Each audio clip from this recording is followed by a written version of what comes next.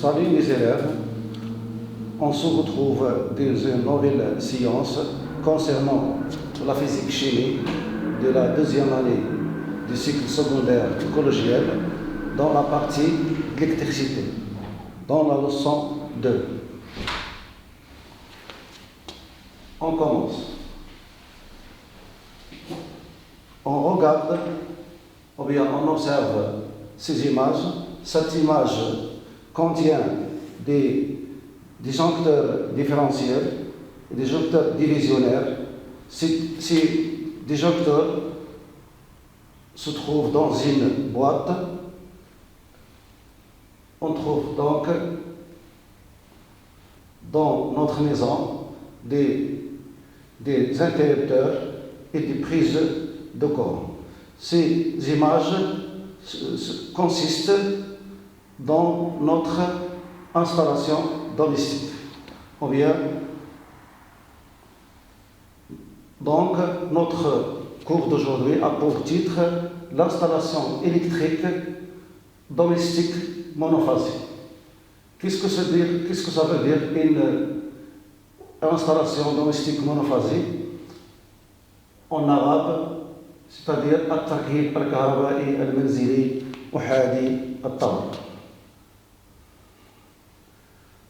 Cette séance a pour objectif, le premier objectif, reconnaître les fils d'une installation monophasique.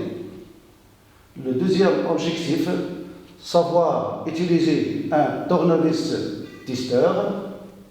Le troisième objectif, connaître la tension efficace entre les différents fils d'un montage monophasique.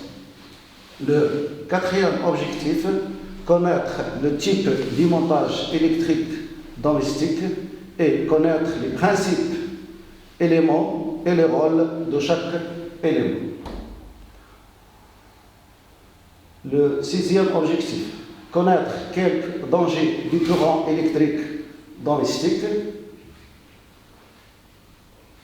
Le second objectif, savoir comment lutter contre le danger du courant électrique domestique. Et le dernier objectif, connaître l'ordre de grandeur de la tension qui représente un danger pour le corps humain. On commence la première paragraphe du cours. Montage monophasique d'une installation domestique. On considère une prise de courant. Cette prise de courant contient deux trous et un plomb. Le premier trou relié par un fil et le deuxième trou relié par un second fil et le plomb relié par un troisième fil. Pour connaître ou bien pour différencier de ces fils, on réalise l'expérience suivante en utilisant un tournevis testeur. Qu'est-ce que c'est qu'un tournevis testeur? Un tournevis testeur, comme indique l'image suivante, on voit dans l'image un autre type de tournevis testeur. Ce tournevis testeur contient une lampe néon, c'est une lampe testeur, et le troisième tournevis testeur, c'est un testeur numérique. Quels sont les constituants d'un tournevis testeur? Un tournevis testeur, comme indique l'image suivante, est constitué par un tige métallique et une résistance de protection sert à protéger les utilisateurs et une lampe néon, c'est une lampe testeur et un plomb de contact. On réalise l'expérience. On prend un prise de courant contient trois fils. Le trou 1 est relié par un fil, le trou 2 est relié par un fil et le plomb 3 relié par le troisième fil. On fait introduire un tournevis testeur dans les deux trous. On observe que tournevis-tisseur ou bien la lampe d'un tournevis-tisseur brille dans d'un seul cas, c'est-à-dire dans le cas numéro 1. Donc, on observe que la lampe néon ne s'allume que dans un trou numéro 1. Le trou numéro 1 est relié par la file. Cette file est appelée fil de phase. Le second fil, c'est-à-dire relié au trou numéro 2, est appelé fil de phase. Donc, on résume les résultats dans le schéma suivant. Le premier trou est relié au fil de phase. Le deuxième trou est relié au fil de neutre. Donc, si la lampe néon contenue dans un tournevis testeur s'allume, vous venez de trouver le phase. Si la lampe de tournevis testeur ne s'allume pas, vous venez de trouver le neutre. Pour le troisième plan, c'est-à-dire le borne numéro 3. Cette borne est reliée par la terre. Lorsqu'on construit une maison, on fait introduire un piquet métallique au sol de la maison. Cette pique est reliée par une file. Cette file est reliée par les déjecteurs et cette file est reliée par des prises du courant. Cette file est appelée fil de terre ou bien prise de terre. Donc, on résume les résultats suivants. Le premier trou est relié au fil qui sert à allumer la lampe du néon du tournevis-testeur, est appelé fil de phase. Le deuxième trou est relié par le fil qui ne sert pas à allumer la lampe néon du tournevis-testeur, est appelé fil de neutre. Le troisième plot est relié par le fil de terre, on appelle fil de terre ou bien prise de terre. Maintenant, on démontre la prise du secteur, c'est-à-dire la prise du courant qu'on utilise dans notre maison. On voit que cette prise contient 3 fils de couleurs différentes. Le premier fil, c'est le fil rouge, le deuxième, c'est le fil bleu, et le troisième, c'est le fil jaune. On associe chaque fil, chaque couleur à un fil. Le couleur rouge ou bien marron est associé au fil de phase. Le couleur bleu et noir est associé universellement au fil de neutre. Le couleur jaune ou bien le vert est associé au fil de terre. On résume les résultats dans la conclusion suivante. La prise de courant électrique est reliée à 3 fils électriques. Le premier fil, c'est le fil de phase. Le fil de phase est de couleur rouge ou bien couleur marron. C'est le fil qui provoque l'allumage ou bien le brillage de la lampe néon du tournevis-testeur. Le deuxième fil, c'est le fil neutre. C'est le fil neutre de couleur bleue ou bien de couleur noire qui ne provoque pas l'allumage ou bien le brillage du tournevis-testeur. Le troisième fil, c'est la prise de terre. Cette prise est de couleur verte ou bien de couleur jaune est reliée à la terre et sert à protéger les êtres humains contre les dangers de l'électricité. Quelles sont la tension ou bien la valeur de tension aux bornes d'une prise du courant électrique? C'est-à-dire, on détermine quelle est la valeur entre le fil de phase et le fil de neutre, quelle est la valeur de la tension entre le fil de terre et le fil de phase, et quelle est la tension entre le fil de neutre et le fil de terre. On réalise l'expérience suivante. On mesure la tension électrique entre les bornes de la prise du secteur à l'aide d'un voltmètre ou bien à l'aide d'un multimètre. On réalise les expériences suivantes. Pour déterminer la valeur de tension entre la phase et le neutre, on voit que le multimètre ou bien la valeur indiquée par le voltmètre est égale à 220 volts. Donc, on observe que la tension entre les bornes de la phase et la borne neutre est égale à 220 volts. Pour le deuxième cas, c'est-à-dire on mesure la tension entre la phase et la terre, c'est-à-dire entre la borne 1 et la borne 3. On voit le résultat de l'expérience, on voit que la tension entre la borne 1 et la borne 3 est égale à 220 volts. Donc, on observe que la tension entre la borne de phase et la prise de terre est égale à 220. Maintenant, on passe au troisième cas, c'est-à-dire on détermine la tension entre la borne de terre ou bien la prise de terre et le neutre. On réalise l'expérience suivante. Après obtenir le résultat de la mesure, on observe que le multimètre égale, que la valeur indiquée par le multimètre est indiquée 0 volts. On résume le résultat. Donc, on observe que la tension entre la borne de neutre et la borne de terre égale à 0 volts. On résume le résultat dans le schéma suivant.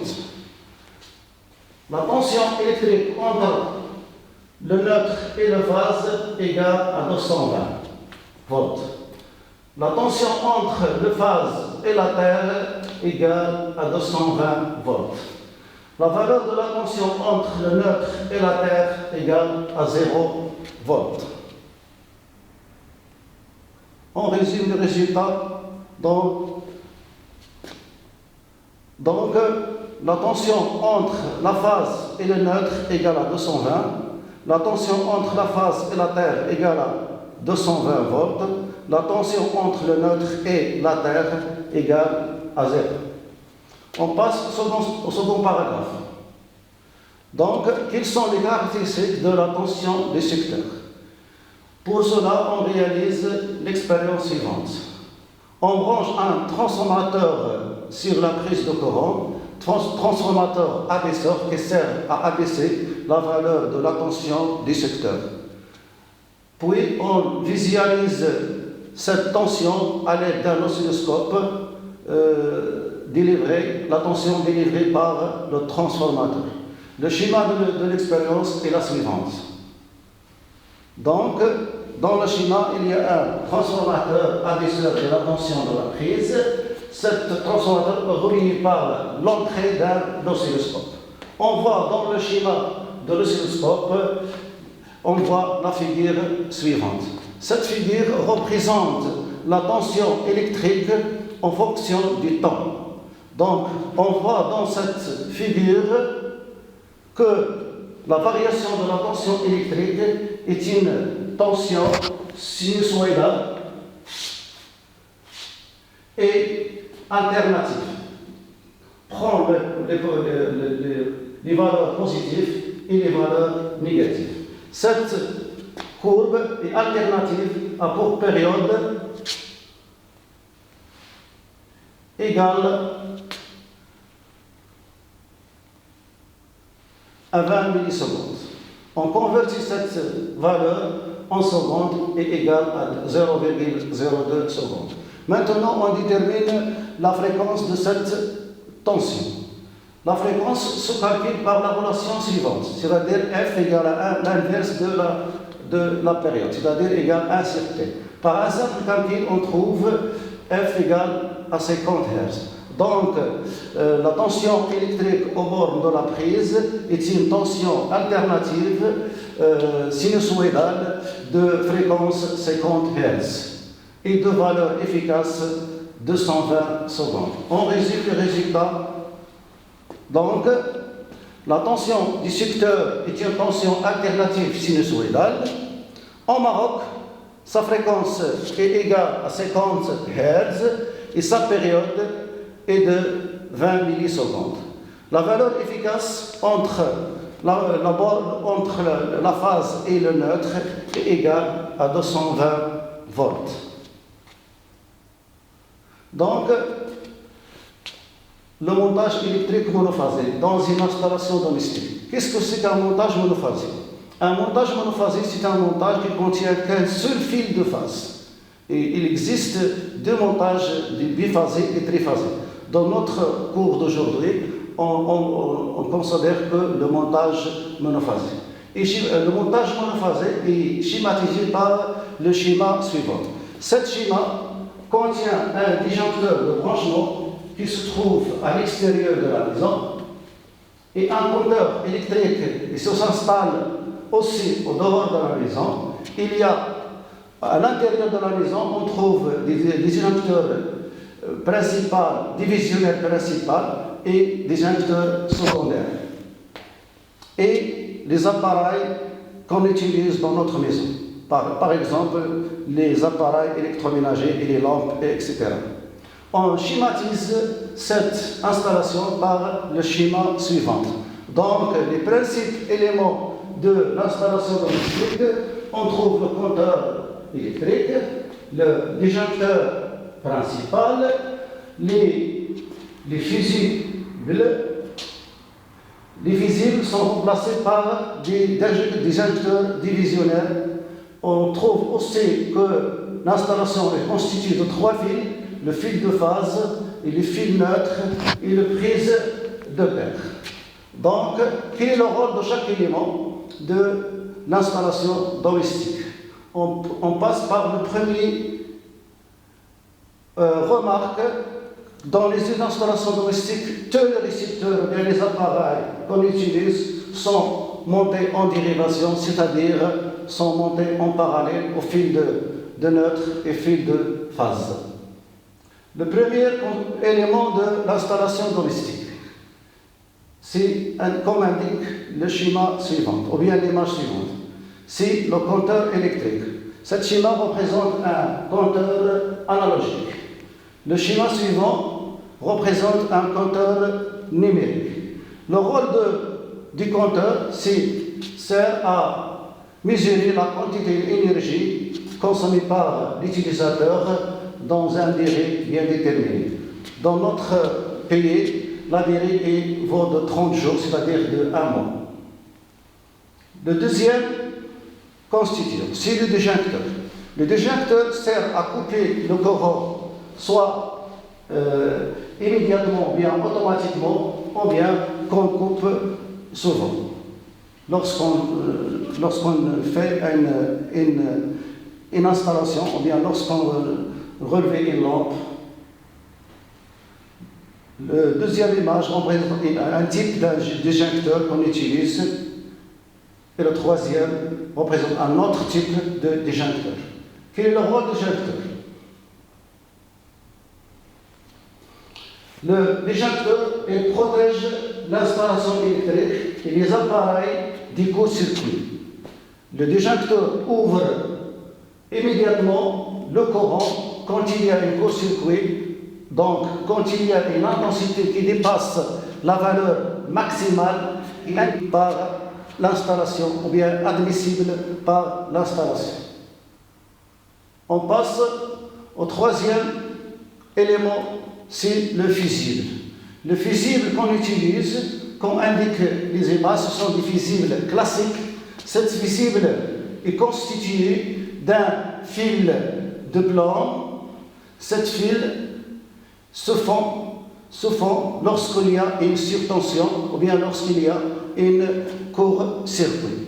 Donc, la fusible protège une partie de l'installation électrique au cas de surintensité ou bien de circuit. Et constitué par un fil conducteur, c'est si un courant à intensité plus élevée qui passe à travers cette fil et dépasse la valeur inscrite, le fil fond, ce qui ouvre le circuit sur lequel est placé le fusible.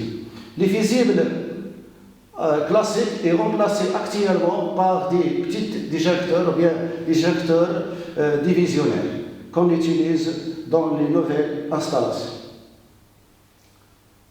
Le quatrième élément, avant de passer au quatrième élément, ces images montrent les tableaux qu'on utilise, qu'on trouve dans notre maison. Ce tableau contient les fusibles classiques et le deuxième contient des petits déjecteurs ou bien des déjecteurs divisionnaires. Voici quelques fusibles qu'on utilise dans des installations. Maintenant, on passe au quatrième élément. C'est la prise de terre. La prise de terre, c'est une prise reliée avec un fil, avec un piquet qui est introduit dans le sol. Ce fil est relié par le déjecteur et le déjecteur est relié à l'aide d'une prise de courant qu'on trouve à la maison avec le carcasse métallique de quelques appareils qu'on utilise dans notre maison. Par exemple, machine à laver ou bien le four. Donc, quel est le rôle de prise de terre? La prise de terre sert à protéger l'utilisateur contre l'électrocution. Donc, lorsqu'il y a un contact de la file de phase avec le carcasse métallique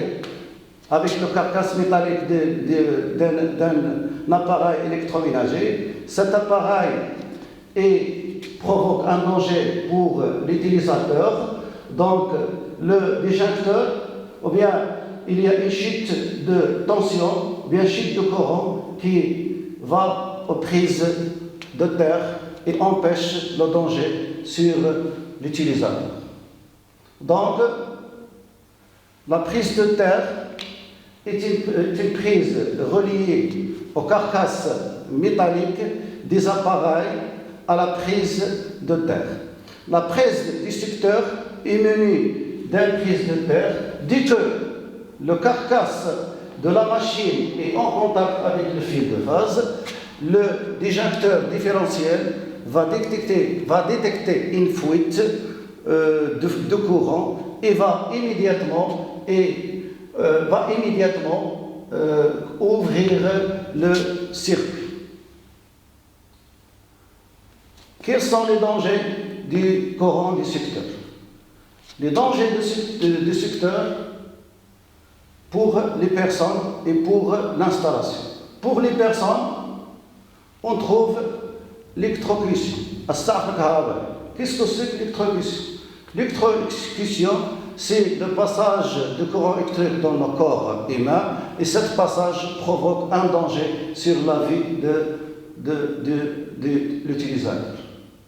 Donc, le corps humain, soumis à une tension, peut être traversé par un courant électrique.